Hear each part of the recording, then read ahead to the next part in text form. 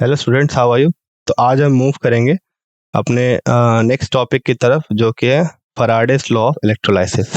ठीक है, इलेक्ट्रोलाइसिस के बारे में थोड़ा पढ़ेंगे। इसके बारे में आपने एक क्या कहते हैं, रिकैप किया भी होगा, आपने कभी कभी पढ़ा भी होगा इसके बारे में 10th क्लास में, जब हम कोटिंग वगैरह करते हैं, ठीक है, किसी मेटल को प्रोटेक्ट करने के लिए रस्टिंग से, तो उसमें हम इलेक्ट्रोलाइसिस का ही यूज़ करते हैं। ठीक है, बेसिकली इसमें क्या होता है, जो हमारा गैल्वेनिक सेल था वो क्या था, वो केमिकल एनर्जी को इलेक्ट्रिकल एनर्जी में कन्वर्ट कर रहा था। और यहाँ पे क्या होता है इलेक्ट्रोलाइसिस में, हम इलेक्ट्रिकल एनर्जी से एक नॉन स्पॉन्टेनियस रेडॉक्स रिएक्शन को कैरी आउट करवाते हैं। तो इसके बारे में पढ़ेंगे, इलेक्ट्रोलाइसिस होता क्या है, फिर वो कहाँ कहाँ उसका एप्लीकेशन है, नेक्स्ट क्या क्या किस लॉ से उसे हम क्या कर सकते हैं, डिफाइन कर सकते हैं। ठीक है, और कुछ क्वेश्चंस भी करेंगे इससे रिलेटेड। ठीक है, क्लियर है? ओके, तो चलो देखते हैं एक एक करके अब चीजें। तो मैंने कहा जैसा कि इलेक्ट्रोलाइसिस क्या होता है, ये एक केमिकल प्रोसेस है जिससे हम इलेक्ट्रिक करंट का यूज करके एक नॉन स्पॉन्टेनियस रेडॉक्स रिएक्शन को चलाते हैं, है ना। तो उसमें जनरली किसका यूज होता है, इस चीज में हम एक्सटर्नल वोल्टेज का यूज करते हैं। आइदर वो बैटरी हो सकता है, ठीक है, या फिर जनरली एसी करंट होता है। क्लियर है? तो अगर मैं सबसे सिंपल इस इलेक्ट्रोलाइसिस की बात करूं, तो हमारा जो सबसे सिंपल एग्जांपल है वो है कॉपर का। ठीक है, हम दो कॉपर इलेक्ट्रोड लेते हैं। ठीक है, दो कॉपर इलेक्ट्रोड लेते हैं, एक प्यूरिफाइड कॉपर होता है, एक नॉन प्यूरिफाइड, और दोनों को एक ही सॉल्यूशन में डिप करके, और फिर क्या करते हैं, कॉपर सल्फेट का सॉल्यूशन रहता है उसमें डिप करके, और फिर उसमें वोल्टेज अप्लाई करवाते हैं। क्लियर है?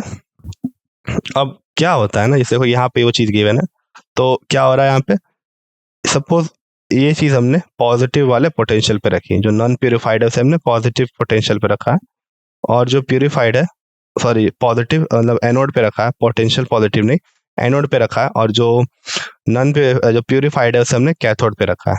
क्लियर है? ओके, अब क्या होगा, जैसे हम रिएक्शन को स्टार्ट करेंगे, तो ये क्या है, यहाँ पे पॉजिटिवली चार्ज हो जाएगा और ये नेगेटिवली चार्ज। ओके, तो फिर क्या होगा, फिर इसमें से Cu2+ यहाँ से इमिट होगा और जा करके यहाँ पे सेटल होना शुरू होगा। ओके, और इसका इलेक्ट्रॉन कहाँ से मिलेगा, इस सॉल्यूशन से मिलेगा, है ना। तो ये चीज होती है यहाँ पे कि ये Cu अपना इलेक्ट्रॉन रिलीज करता है, ये यहाँ फ्लो करता है, फिर ये Cu2+ आयन यहाँ फ्लो करते हुए जाता है, और ये जो इलेक्ट्रॉन इसने रिलीज किया था इसी को वापस आके ग्रैब कर लेता है। पर इसमें जो इम्प्योरिटीज वगैरह होती है वो जनरली इलेक्ट्रोलाइटिक प्रॉपर्टीज शो नहीं करती, इसीलिए क्या होती है कि ये धीरे धीरे यहाँ पे सेटल डाउन होते आती है टैंक पे, है ना। तो इस तरीके से यहाँ पे हमने क्या लिया, प्योर कॉपर वाला रॉड लिया, यहाँ पे हमने इम्प्योर कॉपर रॉड लिया, और ये हमने सेटअप करके इम्प्योर कॉपर को धीरे धीरे इस वाले प्योर कॉपर पे सेटल करवा दिया। तो यहाँ पे क्या हो रहा है, मास का ट्रांसफर हो रहा है। तो धीरे धीरे ये चीज पतली होती जाएगी, ये इलेक्ट्रोड पतला होता जाएगा, और ये जो इलेक्ट्रोड है ये मोटा होता जाएगा। अब इसी मास ट्रांसफर को क्वांटिफाई करने के लिए इलेक्ट्रोलाइटिक लॉस है। क्लियर है? तो देखो वही चीज मेंशन्ड है यहाँ पे कि अगर हम डीसी वोल्टेज अप्लाई करेंगे तो Cu2+ आयन जो एनोड पे है वो कहाँ चले जाएंगे, Cu2+ बन करके इस वाले पे चले जाएंगे जो कि कैथोड है, और यहाँ पे दो इलेक्ट्रॉन खुद के रिसीव करके और Cu में बदल जाएंगे। क्लियर है? ओके, अब इसका एप्लीकेशन देखो यहाँ पर एक, तो इसका एप्लीकेशन कहाँ पर है, कॉपर को हाई प्योर कॉपर में बदलने के लिए, है ना। इसका सेटअप किस तरीके से, एक हमने कार्बन लाइन आयरन लिया, ओके, यहाँ पे मोल्टेन एल्युमिनियम डाल दिया, और साथ ही में यहाँ पे Al2O3 को डिसॉल्व किया है, मोल्टेन कायरोलाइट बोलते हैं, उसमें डिसॉल्व कर दिया है ना। तो नेक्स्ट यहाँ पे ग्रेफाइट रॉड है, राइट। अब ये आयरन में क्या है, करंट अप्लाइड है, ये नेगेटिव वाले की तरह काम कर रहा है, और ये पॉजिटिव वाले की तरह काम कर रहा है ना। तो इसी सेटअप के वजह से हम क्या करते हैं, इसे प्यूरिफाई करते हैं।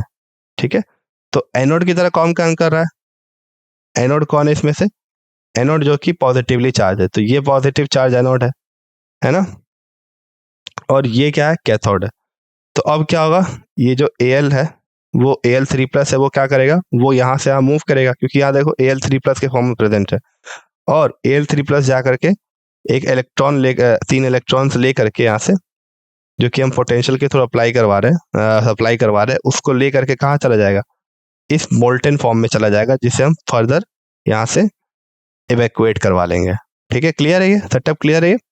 थोड़ा सा कॉम्प्लिकेटेड किया गया है, वो स्पेसिफिसिटीज के अलॉन्ग होता है, सिंपल हम सेटअप नहीं ले सकते क्योंकि हमें मैक्सिमम आउटपुट चाहिए होता है, इसलिए हम सेटअप अकॉर्डिंगली डिफाइन करते हैं। ठीक है, तो अभी मैं सेटअप के सिग्निफिकेंस को नहीं बता रहा हूँ, सिर्फ आपको प्रोसेस बताना चाह रहा हूँ कि ये जो Al2O3 का जो Al3+ है वो कन्वर्ट होकर के प्यूरिफाई होकर के यहाँ से हम इवैक्यूएट करवा ले रहे हैं। इसी तरीके से हम सोडियम और मैग्नीशियम को भी क्या कर सकते हैं, प्यूरिफाई करवा सकते हैं, है ना। तो देखो वहां मेंशन्ड है कि aluminium is produced by electrolysis of aluminium oxide which is Al2O3 in the presence of cryolite. Okay, अब आते हैं फैराडे लॉज ऑफ इलेक्ट्रोलाइसिस पे, है ना। ओके, तो Faraday law of electrolysis basically क्या करता है, ये जो मास डिपॉजिट हो रहा है या फिर जो करंट फ्लो हो रहा है, ठीक है, इन सब को ना एक तरीके से रिलेट करता है। तो अगर मैं इलेक्ट्रोलाइसिस की बात करूं तो इलेक्ट्रोलाइसिस 3 चीज़ों पे मेजरली डिपेंड करता है। पहला, जो हमने करंट सप्लाई किया है वो। दूसरा, कितने देर के लिए सप्लाई किया, कितने टाइम के लिए सप्लाई किया। और तीसरी चीज़ कि आयंस पे कितना चार्ज है, ये भी इंपॉर्टेंट है ना, तीनों चीज़ इंपॉर्टेंट है। ओके, तो सबसे पहला जो लॉ है वो क्या है, वो मास डिफाइन करता है। ठीक है, क्या डिफाइन करता है, मास डिफाइन करता है कि कितना मास डिपॉजिट हुआ होगा। तो ये जो चीज है वो किस पे डिपेंड करेगी, वो डायरेक्टली प्रोपोर्शनल होगी आपके करंट और टाइम, कि पहले आपने कितने करंट के लिए वो उस चार्ज को फ्लो करवाया है, तो कितने टाइम के लिए उस चार्ज को फ्लो करवाया और वो करंट क्या था। ओके, तो I/2 के डायरेक्टली प्रोपोर्शनल होता है ना। ओके, अब नेक्स्ट चीज क्या है यहाँ पे कि ये लॉ ऑफ, इसमें जो प्रोपोर्शनलिटी कांस्टेंट है उसे हम हटा देते हैं और क्या इंट्रोड्यूस करवाते हैं, Z, that is the electrochemical equivalent of the substance. Okay, so ये चीज यहाँ पे एक इंपॉर्टेंट टर्म आया, इलेक्ट्रोकेमिकल इक्विवेलेंट, जो कि हम न्यूमेरिकल की मदद से समझेंगे कि होता क्या है। ठीक है, ये डिफरेंट इलेक्ट्रोलाइट के डिफरेंट होता है। तो ये जो M क्या हो गया, M हमारा हो गया मास जो कि डिपॉजिट हो रहा है। सपोज आपका इसे, अगर आप इस सेटअप की बात करो, सपोज आप इस सेटअप की बात कर रहे हो, इनिशियली मान लो इसका मास M1 था, फाइनली इसका मास बढ़ते बढ़ते M2 हो गया। अब ये जो मास एक्स्ट्रा डिपॉजिट हुआ है जो कि M2 - M1 होगा, वो कितना होगा, उसी चीज को डिफाइन करने के लिए ये लॉ है क्या, M = ZIT, जहाँ I हमारा क्या करंट है, T कितने टाइम के लिए, और Z हमारा इलेक्ट्रोकेमिकल इक्विवेलेंट है, जो कि आगे समझेंगे।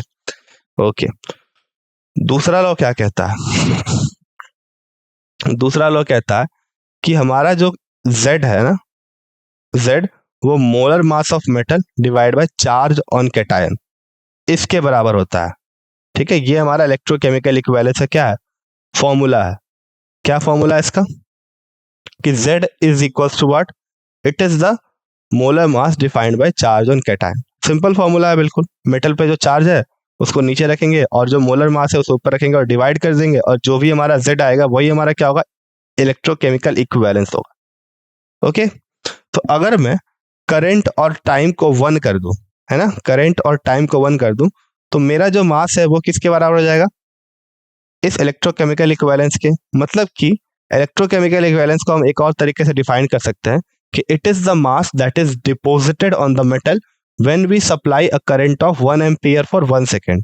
ओके, तो ये वो मास है जो कि अगर हम 1 एम्पियर 1 करंट को अगर सप्लाई करेंगे तो ये वो मास है जो कि आकर डिपॉजिट होगा, उसे हम क्या कहते हैं, इलेक्ट्रोकेमिकल इक्विवेलेंस कहते हैं। इसका फॉर्मूला क्या है, molar mass of metal divide by charge on cation. तो अगर मैं बात करूं, सपोज मैं आपको एल्युमिनियम का पूछूं, Al2O3 का, तो आप एल्युमिनियम का मास ले लोगे 26 divide by charge on aluminium that is 3, that will give you the Z। Okay, clear है चीज। अब थोड़ा इसे और फॉर्मुलेट करते हैं। ठीक है, तो हमें पता है कि I/2 क्या होता है, चार्ज होता है, क्योंकि I हमारा क्या है, चार्ज पर यूनिट टाइम। तो अगर हमने टाइम से मल्टीप्लाई कर दिया तो हमारा क्या मिल जाएगा, चार्ज मिल जाएगा। ठीक है, तो Q × Z हो जाएगा हमारा फाइनल फॉर्मूला। तो बेसिकली हम लिख सकते हैं फॉर्मूले को कि the mass of any substance liberated is equal to the product of chemical equivalence and your what in your charge that you have supplied. Clear? Okay. तो ये हमारा क्या हो गया, ये हमारा फाइनल फॉर्मूला हो गया, है ना।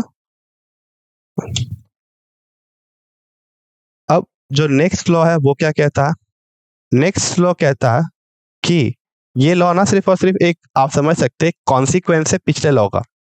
तो इसमें हम क्या करते हैं कि हमने कहा कि W जो है वो डायरेक्टली प्रोपोर्शनल है केमिकल इक्विवेलेंस के, ये हमने देख रखा है। अब अगर मान लो हमने सेम करंट फ्लो करवाया, करंट और जो है हमारा करंट से सेम फ्लो करवाया और सेम टाइप के लिए फ्लो करवाया किसी दो इलेक्ट्रोलाइटिक सॉल्यूशन में, तो हम क्या बोल सकते हैं कि W by E means W by E is equal W1/E1। Suppose एक में जो मास है वो W1 है और दूसरे में जो मास है वो W2 है। सिमिलरली एक का जो केमिकल इक्विवेलेंस है वो W2 है और दूसरे केमिकल इक्विवेलेंस E2 है। तो हम लिख सकते हैं W1/W2 is equal to E1/E2। Okay, वही चीज यहाँ मेंशन्ड है। When the same amount of current is passed through several electrolyte, the mass of the substance deposited are directly proportional to the relative chemical equivalence or chemical weight. Okay? Sir ये E के E बराबर होता है सबके, ठीक है, E बराबर होता है सबका। ओके, तो वही चीज मैंने कहा कि W1/W2 is equal to E1/E2, right. Clear है? ओके, तो मैंने कहा था W1/E1 इक्वल W2/E2, आप इस तरीके से भी लिख सकते हो, सिर्फ उसको रीअरेंज किया गया यहाँ पे। अब यहाँ पे अगेन इक्विवेलेंट वेट हमें पता है, एटॉमिक वेट बाय वैलेंसी, ये चीज हमने देख रखी है, और द इक्विवेलेंट वेट और chemical weight of a substance can be defined by this ratio. Okay, clear है? तो ये क्या हो गया, हमारा सेकेंड लॉ का फॉर्मुलेशन हो गया। ओके, चलो इसे एक इक्वेशन की वजह से समझते हैं, है ना। तो हमारे पास मान लो एक सेटअप है जिसमें हमने क्या किया है, तो हमें बेसिकली करंट को सेम रखना है। तो करंट कब सेम रहता है, ये भी एक क्वेश्चन इंपॉर्टेंट है कि करंट कब सेम रहता है। दो सिचुएशंस आते हैं, हम इलेक्ट्रोलाइट को मान लो अगर हमें साथ में कनेक्ट करना है दो इलेक्ट्रोलाइट को, दो तो उसकी दो कंडीशन सकते हैं, या फिर उसे हम पैरेलली कनेक्ट कर दें या फिर उसे हम सीरीज में कनेक्ट करें।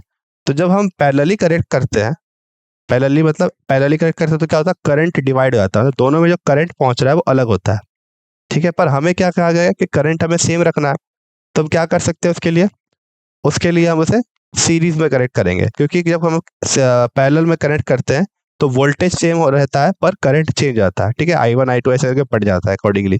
पर जब हम पैरेलल में कनेक्ट करें, सीरीज में कनेक्ट करेंगे तो करंट सेम फ्लो करेगा, वोल्टेज चेंज होगा, है ना। ओके, चलो, तो सपोज हमने एक सोडियम लिया, तो सोडियम का डिसोसिएशन कुछ इस तरीके से होगा।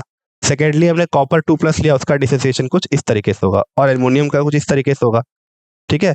When supposing y moles of electrons are passed through three cells, okay, the mass of the sodium, aluminum and copper liberated would be this. Okay, हम उसी फॉर्मूला को यूज किया, W is equal to Z into Q होता है। Okay, Q क्या है हमारा, Z into Q जो मैंने कहा वो क्या है, चार्ज है, सिंपली कूलम में क्या है, चार्ज है। ओके, तो सपोज हमने y मोल्स ऑफ इलेक्ट्रॉन पास करवाया, राइट, हमने क्या पास करवाया, y मोल्स ऑफ इलेक्ट्रॉन पास करा है, तो वही y क्या हो जाएगा, हमारा चार्ज हो जाएगा, है ना। क्लियर है? ओके, अब यहाँ पे अगर मैं केमिकल इक्विवेलेंस की बात करूँ, W is equal to Z into Q होता है, तो Z क्या हो गया, हमारा मास होता है सोडियम का 23 और इलेक्ट्रॉन्स, और ये केमिकल इक्विवेलेंस क्या है, सॉरी वैलेंसी क्या है, 1 है, तो 23/1 1 हो गया, 23 इंटू Y। ओके, अगर मैं बात करूँ कॉपर की, तो कॉपर में 2+ है, राइट, यहाँ पे कुछ गड़बड़ है, ठीक है, 9 नहीं होगा। ओके, तो मास होगा जो भी कॉपर का divide by valency on copper. तीसरा हमारा, ओके, ये चीज है यहाँ पे गिवन है, ठीक, कॉपर का ये है, ओके ओके ओके, तो this is for copper 31.75 Y. उस तरीके से एल्युमिनियम का क्या होगा, 3 से डिवाइड करेंगे तो 9y का अप्रोक्स आएगा, है ना। तो इस तरीके से आप क्या कर सकते हैं, कैलकुलेट कर सकते हैं, इलस्ट्रेशन था ताकि आपको चीजें समझ में आ सके। ओके, अब हमने जो पिछले लेक्चर में पढ़ा था कोलरास लॉ, उसके कुछ क्वेश्चन सॉल्व करते हैं, ठीक है। हम इसके भी क्वेश्चन सॉल्व करेंगे, फैराडेस लॉ के भी, उससे पहले हम कोलरास लॉ के क्वेश्चन सॉल्व करते हैं। तो पहला क्वेश्चन क्या है कि हमें लेमडा नॉट m कैलकुलेट करना है CaCl2 और MgSO4 के लिए, और ये डाटा गिवन है अपन को, ये सारा डाटा गिवन है, ठीक है। सिंपल क्वेश्चन है बहुत, कैसे करेंगे, तो हमें पता है कोलरास लॉ से independent law of Kohlrausch law of independent migration, कि जो भी उस इलेक्ट्रोलाइटिक सॉल्यूशन का जो भी कंडक्टेंस होगा वो बराबर होगा सारे उसके जो एटीटी है उसके इंडिपेंडेंट कंट्रीब्यूशन के, है ना, एट इनफाइनाइट डाइल्यूशन। ठीक है, इसलिए यहाँ पे लेमडा नॉट एम कैलकुलेट करना, लेमडा एम नहीं कैलकुलेट करना। ओके, तो क्या करना है CaCl2 के लिए, तो Ca2+ के लिए गिवन है 119.0 और Cl2 के लिए नहीं गिवन है जो कि 76.3 होता है। ओके, Cl माइनस के लिए गिवन है, Cl2 माइनस के लिए 2Cl माइनस के लिए नहीं गिवन है। तो हम क्या करेंगे, इसको इस वैल्यू को 2 से मल्टीप्लाई कर देंगे तो 2Cl माइनस के लिए भी निकल जाएगा और Ca2+ के लिए ऑलरेडी गिवन है। तो फिर उसके बाद इन दोनों को सम कर देंगे and that will give you lambda naught m, है ना। तो वही चीज यहाँ पे की गई है, lambda naught of Ca2+ plus 2 into lambda naught of Cl minus, that would give you 119.2 Simon centimetre पर मोल, सॉरी 271.6 साइमन सेंटीमीटर स्क्वायर पर मोल। सिमिलरली हम MgSO4 का निकाल सकते हैं, Mg2+ का कंट्रीब्यूशन प्लस SO4 2 माइनस का कंट्रीब्यूशन, दोनों को ऐड कर दो तो हमारा आएगा 266 साइमन सेंटीमीटर पर मोल। सिंपल क्वेश्चन था, ठीक है, कोलरास लॉ का डायरेक्ट एप्लीकेशन था। नेक्स्ट क्वेश्चन गिवन है lambda naught m for NaCl is NaCl, HCl एंड NaAC, इन तीनों का गिवन है, ठीक है, और हमें क्या कैलकुलेट करना है, HAC के लिए कैलकुलेट करना है।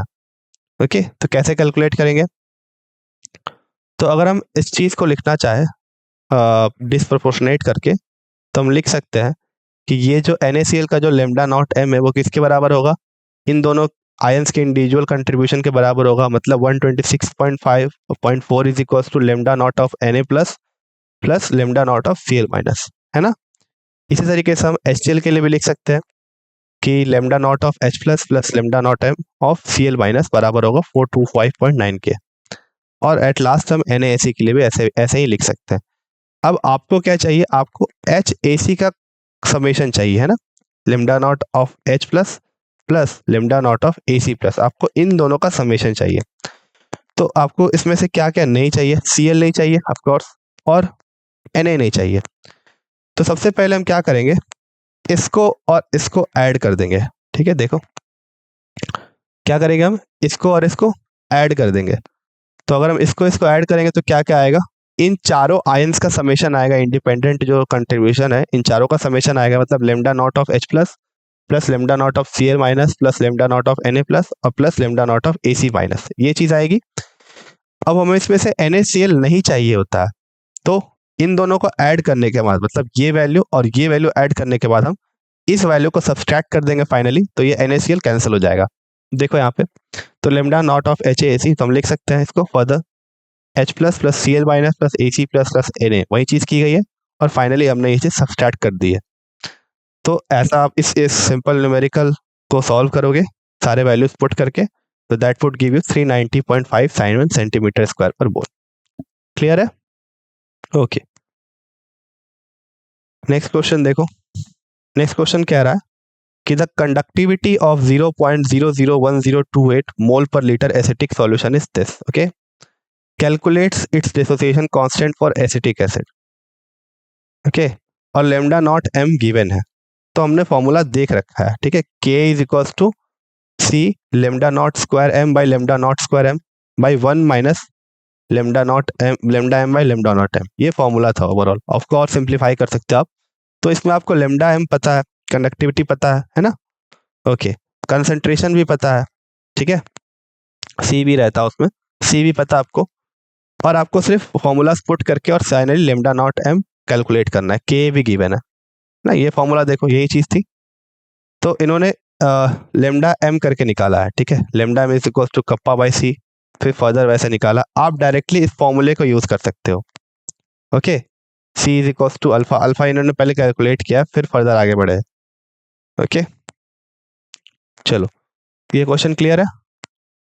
अब next, why does the conductivity of a solution decrease with dilution, okay, dilution के साथ साथ कंडक्टिविटी डिक्रीज क्यों करती है, तो कंडक्टिविटी होती क्या है, सबसे पहले स्पेसिफिक कंडक्टेंस को हम क्या बोलते हैं, कंडक्टिविटी भी बोलते हैं, ठीक है, ये चीज मैंने बताई नहीं थी तो मैं बता देता हूँ कि स्पेसिफिक कंडक्टेंस को हम कंडक्टिविटी बोलते हैं। तो आपको पता है कि स्पेसिफिक कंडक्टेंस क्या होता है? It is the conductance that is due to the number of ions that is present in 1 metre cube of a solution. अब आपने जब डाइल्यूशन किया तो उस वॉल्यूम में सपोज मान लो n number of ions present थे। अभी आपने डाइल्यूशन कर दिया तो वो आयंस दूर दूर हो जाएंगे ऑफ कोर्स, क्योंकि आपने मोर सॉल्वेंट ऐड किया।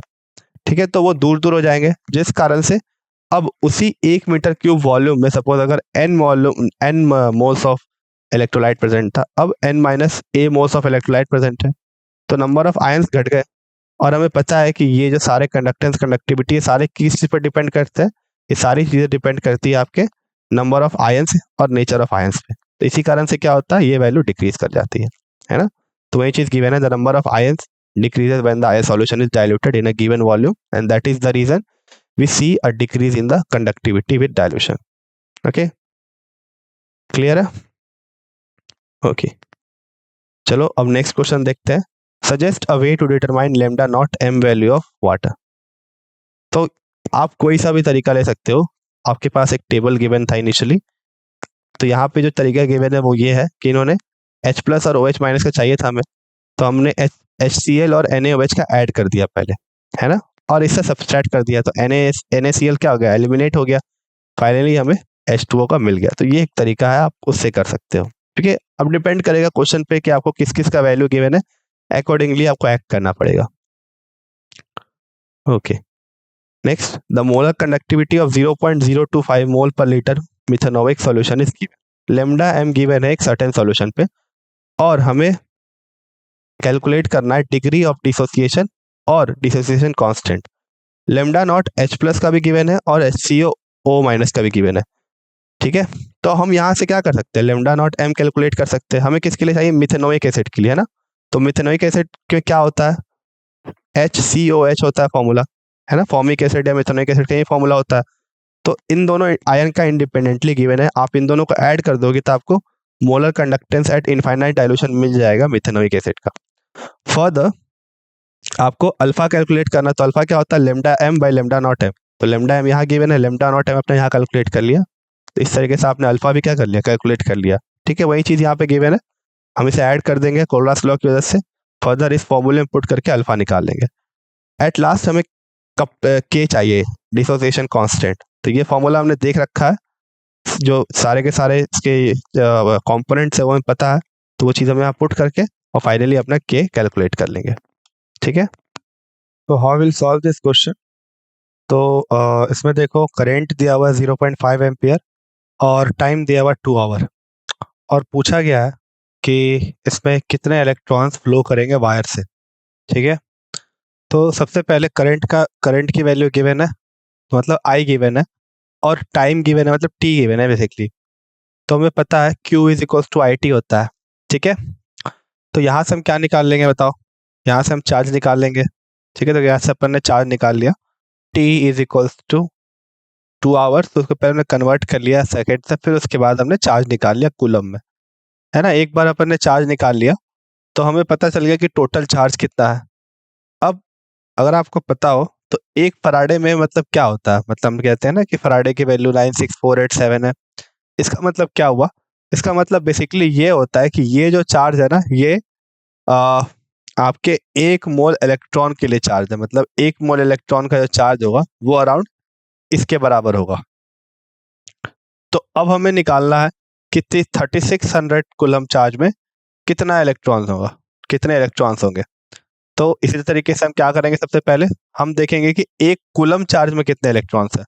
तो अगर 96487 में 6.022 इंटू 10⁻23 नंबर ऑफ इलेक्ट्रॉन्स है, तो एक कूलम में कितने होंगे, तो सिर्फ इसको डिवाइड कर दो 96487 से, है ना। वही कि हमने डिवाइड कर दिया, और हमने फर्दर किसके लिए निकालना, 3600 के लिए। तो एक के लिए अगर इतना है तो 3600 के लिए सिंपली मल्टीप्लाई कर दो, तो इससे हमें क्या मिल जाएगा, इससे हमें फाइनली नंबर ऑफ इलेक्ट्रॉन्स मिल जाएगा, जो कि आएगा 2.25 into 10⁻22 number of electron. Okay, clear है चीज।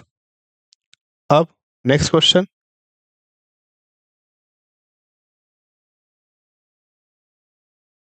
नेक्स्ट क्वेश्चन क्या रहा है, suggest a list of metal that are extracted electrolytically. तो ये तो हमने देख रखा है, याद करो कहाँ देखा है। अगर आप याद करोगे तो हमने इसे एप्लीकेशन ऑफ इलेक्ट्रोलाइसिस में देखा था, जहाँ पे हमने एल्यूमिनियम का प्यूरिफिकेशन किया था with the help of electrolysis. ठीक है, एक तो वो हो गया, सोडियम हो गया एग्जाम्पल, पोटाशियम हो गया, ये तीन तो अपन को पता है। और भी कुछ एग्जाम्पल्स है जैसे कैल्शियम, लिथियम, मैग्नीशियम। तो ये सारे के सारे हम इलेक्ट्रोलाइटिकली क्या करते हैं, एक्सट्रैक्ट करते हैं, इसके इम्प्योरिटीज हटा के इसे एक्सट्रैक्ट करते हैं। Okay, next question.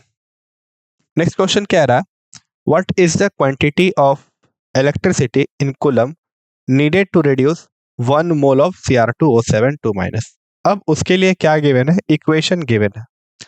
तो देखो, अगर हम इसका रिडक्शन कर रहे हैं, इसका हम क्या कर, देखो इसका हमने 1 मोल लिया है और इसका रिडक्शन किया है, तो हमें 1 मोल के लिए कैलकुलेट करना है, और इस इक्वेशन में भी 1 मोल का रिडक्शन हो रहा है और उससे Cr3+ बन रहा है। ठीक है, क्लियर है?